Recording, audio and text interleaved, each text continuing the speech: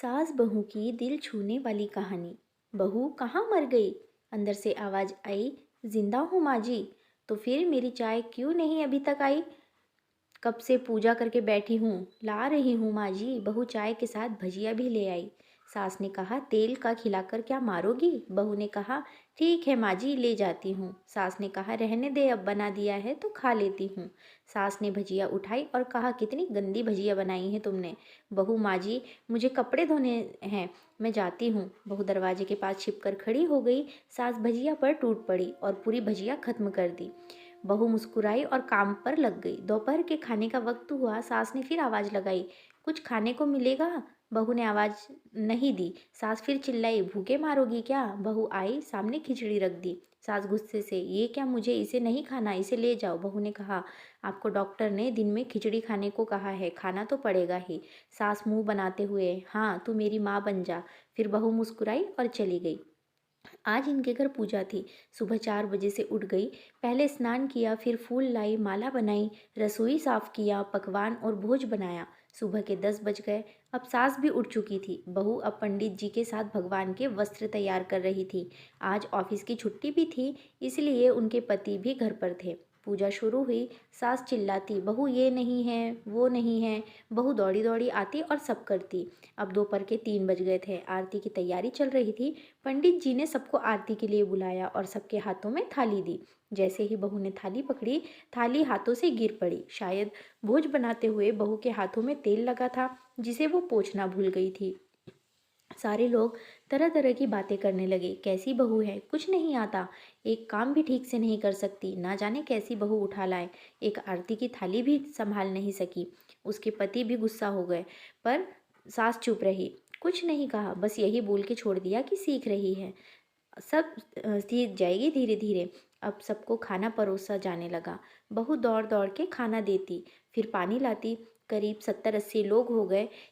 इधर 2 नौकर और बहू अकेली, फिर भी वह सारा काम बहुत ही अच्छे तरीके से करती। अब उसकी सास और कुछ आस पड़ोस के लोग खाने पर बैठे। बहू ने खाना परोसना शुरू किया। सबको खाना दे दिया गया।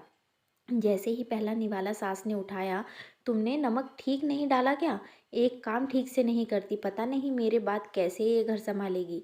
आस पड़ोस वालों ने को तो जानते ही हो ना साहब, वो बस बहाना ढूंढते नुक्स निकालने का।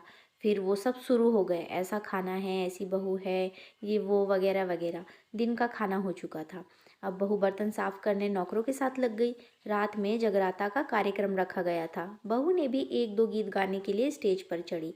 सास जोर से चिल्लाई, मेरी नाक मत कटा देना, गाना नहीं आता तो मत गा, वापस आ जा। बहू मुस्कुराई और गाना गाने लगी। सबने उसके गाने की तारीफ की, पर सास मुंह फुलाते हुए बोली, इससे अच्छा तो मैं गाती थी जवानी में, तुझे तो कुछ भी नहीं आता। बहू मुस्कुराई और चली गई।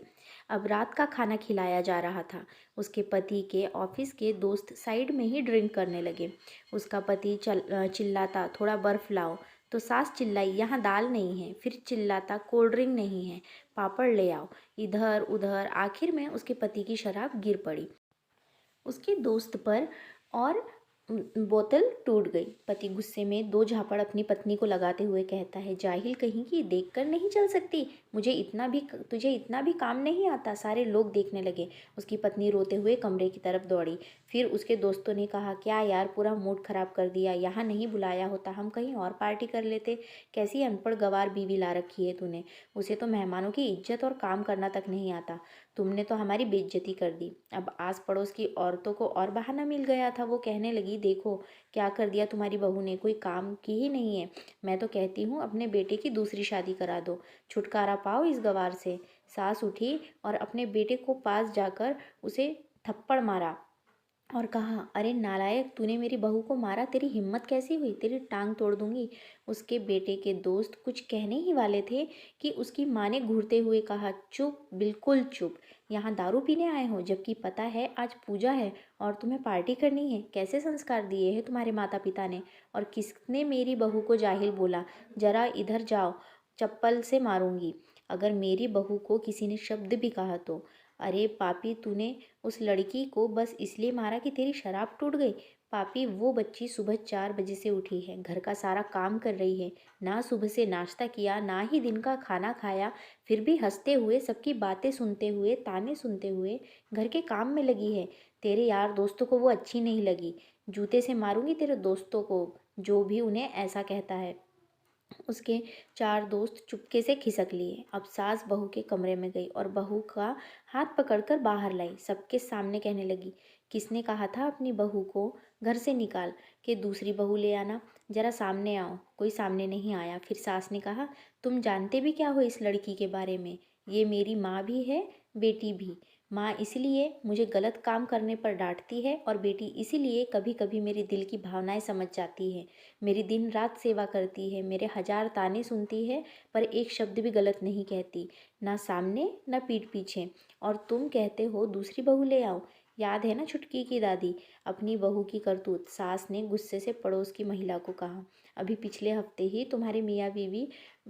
तुम्हें मियाँ बीवी भूखे छोड़कर घूमने चले गए थे। मेरी इसी बहू ने 7 दिनों तक तुम्हारे घर का खाना पानी, यहाँ तक कि तुम्हारे पैर दबाने भी आती थी, और तुम इसे जाहिल बोलती हो? जाहिल तो तुम सब हो जो कोयले और हीरे में फ़र्क नहीं जानते। अगर आइंदा मेरी बहू के बारे में किसी ने एक लफ्ज़ भी बोला तो मुझसे बुरा कोई नहीं होगा, क्योंकि ये मेरी बहू नहीं, मेरी बेटी है। बहू सिसकियाँ लेते हुए फिर कमरे में चली गई। सास ने एक प्लेट उठाई और भोजन परोसा, बहू के कमरे में खुद लेके गई। सास को भोजन लाते देख तो बहू ने कहा, अरे माँ जी, आप क्या कर रही हो, मैं खुद ले लेती। सास ने प्यार से ताना मारते हुए कहा, डर मत, इसमें जहर नहीं है, मार नहीं डालूंगी तुझे। तुझे नई सास चाहिए होगी, पर मुझे अभी भी तू ही मेरे घर की बहू चाहिए। बहू ने अपनी सास को रोते हुए गले से लगा लिया। सास भी रो दी पहली बार, और कहा, चल खाना खा ले। फिर मजाक करते हुए कहा, फिर मेरे पैर दबाने चले आना, और ये ख्याल में मत लाना कि सास पैर बोलती है। किसी दिन मैं इसका गला दबा दूंगी, क्योंकि कभी मैं भी यही सोचती थी। दोनों खूब हंसने लगती है। कुछ रिश्ते मीठे होते हैं, बस बातें कड़वी होती है। तो फ्रेंड्स, आपको ये स्टोरी कैसी लगी अपनी राय कमेंट बॉक्स में ज़रूर बताएं। वीडियो को लाइक शेयर ज़रूर करें और चैनल को सब्सक्राइब करना बिल्कुल ना भूलें, क्योंकि आपके लिए मैं ऐसी ही अच्छी अच्छी कहानियाँ लेकर आते रहती हूँ। और ऐसी ही अच्छी अच्छी मराठी स्टोरीज़ के लिए मेरे चैनल चित्रास वॉइस को सब्सक्राइब करें। इसका लिंक मैंने डिस्क्रिप्शन बॉक्स में दे दिया है। धन्यवाद।